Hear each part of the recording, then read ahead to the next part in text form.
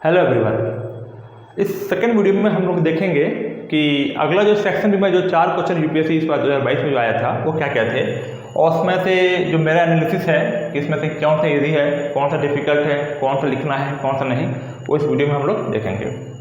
तो जो topic chart थे वो है, जो 5 नंबर था, the time to repair the roof is when the sun is shining. Okay. छठा था, you cannot step twice in the same river. 7th, a smile is the chosen vehicle for all ambiguities। और 8वां था, just because you have a choice it doesn't mean that any one of them has to be right। ठीक है, ये 4 topic था, आपको लिखना था around 1000 word के 1000 वर्ड्स के अराउंड आपको लिखना है। ठीक है, आपको 125 मार्क्स का है, एक लिखना है, आपको एक ही चॉइस है। ठीक है, जहाँ तक डिफिकल्टी की बात है, क्वेश्चन नंबर 5 ये मोस्ट ईजी है, मैक्सिमम बच्चों ने इसी को लिखा होगा, अटेम्प्ट किया होगा। ठीक है, जो डिफिकल्ट है वो point number 7 is the most difficult. ठीक है, बहुत कम बच्चे ही इसको लिखे होंगे। 6 भी डिफिकल्ट है। ओके, ये भी डिफिकल्ट है। 8 भी डिफिकल्ट है, पर इनसे कम, लेकिन फिर भी ये भी डिफिकल्ट लेंगे। ठीक है, तो ये तीनों डिफिकल्ट में आएंगे। सबसे डिफिकल्ट ये होगा, ये सबसे ईजी होगा। अब हम लोग चलते हैं 1 बाय 1, इसका मतलब क्या है और यूपीएससी क्या एक्सपेक्ट करता है आपसे, इसमें क्या लिखना है। ठीक है, number 5, the time to repair the roof is when the sun is shining. ठीक है, ये इसमें से सबसे इजी टॉपिक यही है। अब when the sun is shining, sun is shining का मतलब क्या होता है? सन इज शाइनिंग का मतलब होता है गुड टाइम। ठीक है, जब आपका समय सही हो तब आप उसमें जो भी आपका कमियां हैं, लूप होल्स हैं, उसको दूर कीजिए। ठीक है, आप उस बैड टाइम पर वेट मत कीजिए जब आपको एक रिफॉर्म लाना है। एग्जाम्पल देते हैं, जैसे कि 1991 में इकोनॉमिक रिफॉर्म आया। ठीक है, हमने उसको रिफॉर्म कब लाया, इकोनॉमिक रिफॉर्म कब लाया, ये जो इंडस्ट्रियल रिस्ट्रक्चरिंग था वो हमने कब किया। ठीक है, वो सही समय था, वो गलत समय था। हम आप समझ गए होंगे क्या मैं बोलना चाह रहा हूँ। तो सिंपल सी बात है कि जब आपका सन शाइनिंग मतलब जब आपका गुड टाइम हो, ठीक है, जब आप स्ट्रॉन्ग हैं, जब आपके पास रिसोर्सेस हैं, जब आपके पास सब कुछ करने की क्षमता है, उसी समय आपका जो कमियाँ उसको दूर कीजिए, ओवरकम कीजिए, आगे बढ़िए। ठीक है, सिंपल सा है, ये आप इसको आराम से हैंडल अप कर सकते हैं। ठीक है, आपको वेट नहीं करना है बैड टाइम का। ना होते हैं 6 नंबर पे, you cannot step twice in the same river. ये जो टॉपिक है ये चैलेंजिंग है, इसको लिखना थोड़ा डिफिकल्ट है। अब बात है कि सेम रिवर में आप ट्वाइस स्टेप नहीं कर सकते हैं। क्यों? क्योंकि जो रिवर है उसमें वाटर फ्लो करती रहती है, आपको हमेशा सेम वाटर आपके पास नहीं आएगा, हमेशा फ्रेश वाटर आएगा। Fresh water, fresh resources, fresh मछलियाँ, सब कुछ फ्रेश होगा।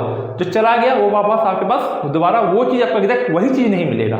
समझ गए? इसका मतलब वही है, मतलब कि आपके पास जो भी अभी सिचुएशन है, जो चला गया, वो दोबारा फिर वो नहीं आएगा।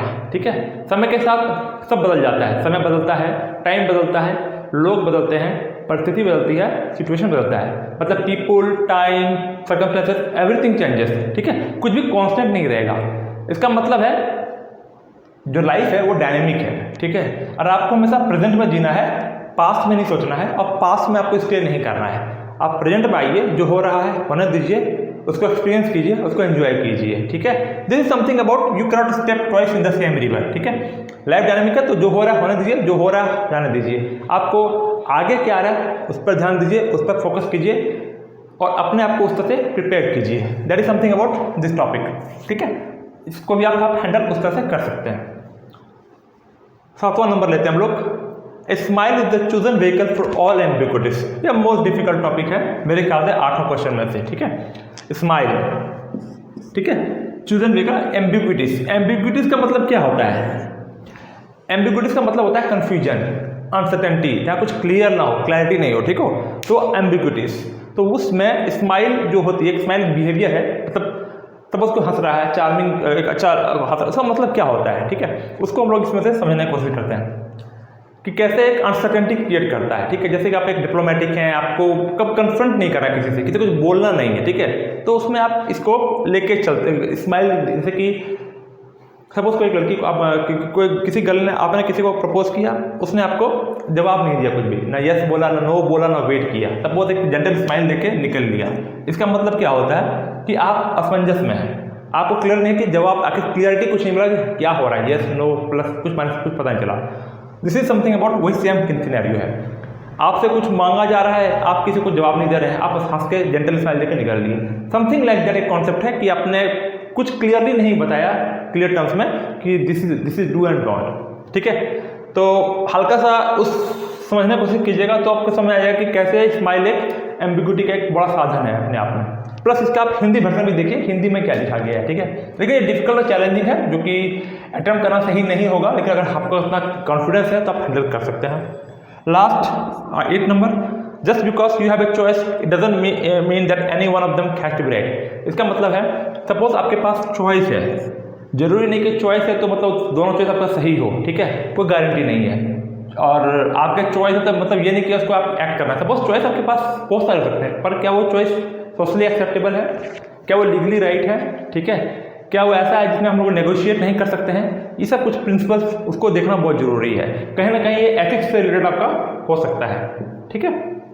तब उसको हैंडल कीजिए कि चॉइस जो है वो चॉइस कैसा चॉइस है, ठीक है, लीगली सही है, एक्सेप्टेबल है, सोशली एक्सेप्टेबल है कि नहीं, ठीक है। ये नहीं कि आपके पास 2-4 चॉइस आई, आपने उसमें से पिकअप कर लिया, ये नहीं। Choice to be the best course of action, the best thing to do, उस पर आपको उसको डिपेंड करना है। तो सिंपल सा जो सेक्शन भी था वो सेक्शन इससे ज़्यादा डिफिकल्ट था, जो कि अगर लिखने का है तो आप इसी को the time to replace the roof even the sun is shining, इसी पे आप लिख सकते हैं, बाकी इतना ईजी नहीं था।